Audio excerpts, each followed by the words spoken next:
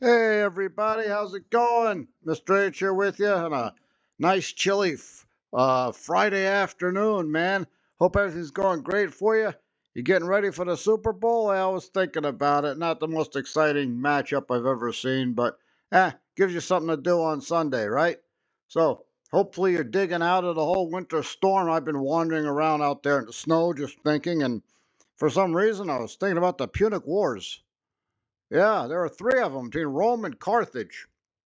The first one there, 264 BC, 241 BC, that was fought in Sicily. That was a hard war and a tough war, man. A lot of siege warfare. You can see it took a long time.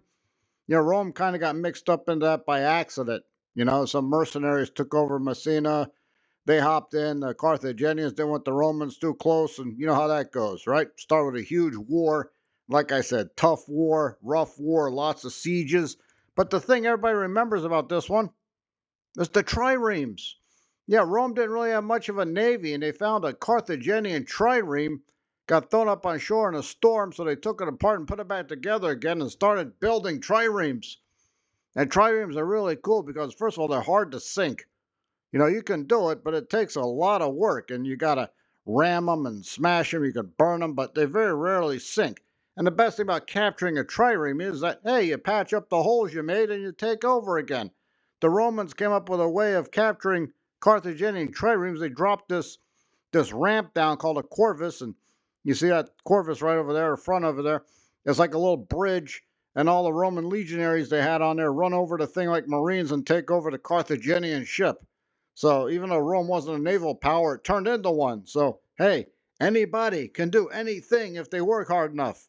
A little bit of luck helps. It's probably what a trireme battle sort of looked like. See the Corvus over there, everybody running on that ship? The guy in the crow's nest falling over, he's not having too great a time over there. But hey, this is kind of what it would have looked like. Everybody sees little lines and things moving around. Now, it got pretty chaotic, and half the time you're not even sure whose ship is who. You'd think you see a flag or something up there, but nah, I guess not. So after the first war, what's going to happen?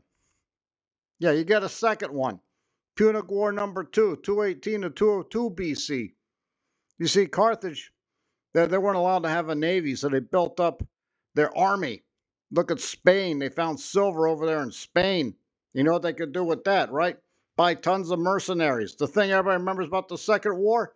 First war, everybody remembers triremes. The Second War, hey, it's all about the elephants.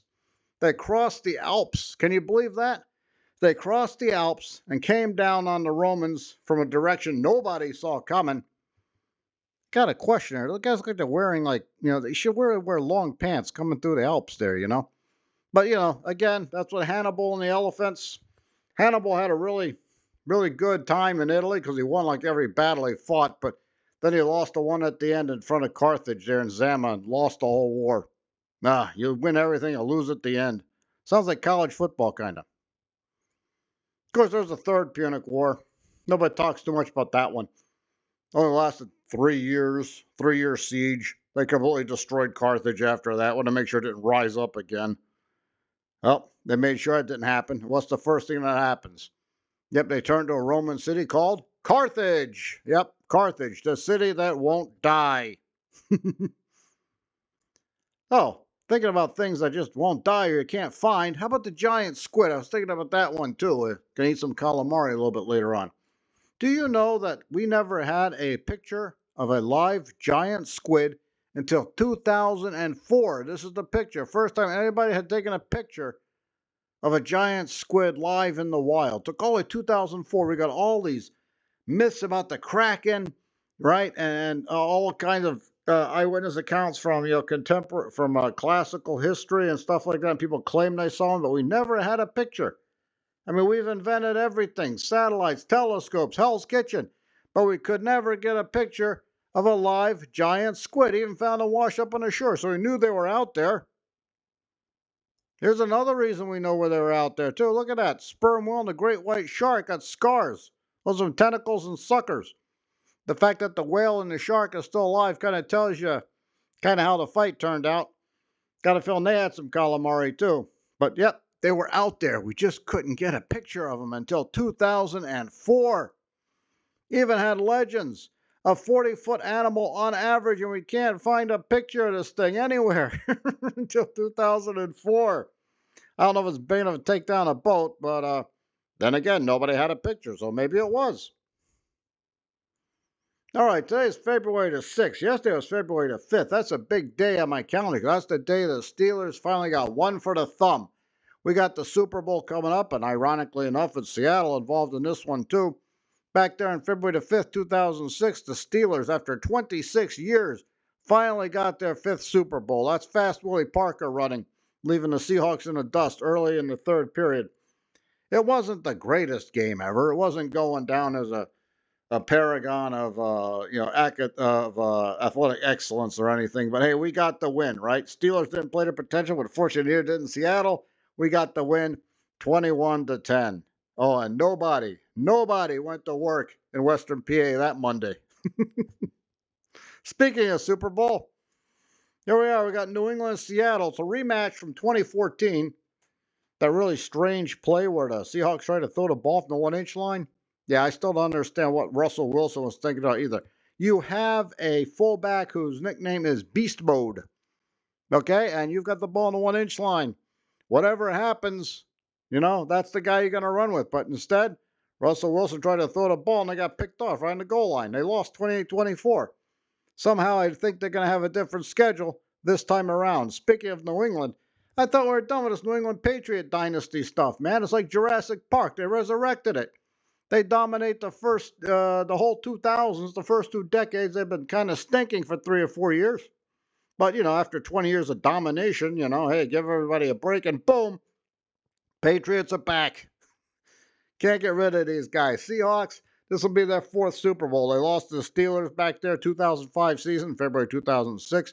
They won it in 2013, blowing Denver away. 2014, we just talked about how they lost to New England. Maybe a revenge motive here, but, most of those players aren't even there anymore. Doesn't matter. You're in the Super Bowl. Doesn't matter who you play. You're there to win.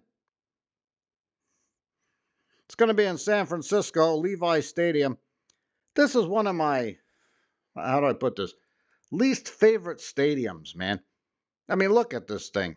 It just screams corporate America. I mean, there's nothing really spectacular about it. Acme Football Stadium, just add water, I really don't like those luxury boxes. They're towering over everybody.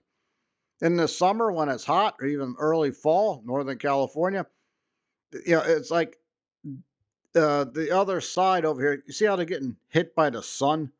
Yeah, they're just going to get roasted alive over there. They didn't think this thing through. If you're going to put those luxury boxes there, at least position them in such a way to block the sun and the other fans don't get burned alive, One guy called it class warfare in action. I just call it bad building. I never liked this stadium. That's a shame that they're going to have a Super Bowl there. But they built it, so I guess they're going to have to use it for something because it's not like the 49ers are going anywhere anytime soon, right? Of course, you know what my favorite stadium is, right? You see it coming. Yeah, Acrisure Stadium, or as they used to call it, Heinz Field. Now, this is what a stadium's supposed to look like. I like the overhangs there. You got a great view of the city. I mean, it's just a great place, a great stadium. And Mr. H been there a few times. Mr. H always gets the cheap seats. But hey, I'm in the building, right? That's all that matters. Only problem being in the cheap seats way up there is the beer guy doesn't climb that high. Says he can't do it on the stairs. Come on, man. Come on. Show some strength. Be a yinzer. Well, that's all that's happening up here today. I hope you're going to have a great weekend. Hope everything's working out for you. If it's not, don't worry. It will. Right? Always climbing a hill, man. It's always tough. But when you get to the top, it's a great view. Don't try it on Siphon Draw at the Superstition Mountains, though, in outside Apache Junction, Arizona, man, because that is one serious climb. It's going to take you 3 hours. That's getting up. Coming back's another 3. You guys have yourself a fantastic day, and I will see you next time. Have fun with the Super Bowl or whatever you plan on doing on Sunday. Das vidanya.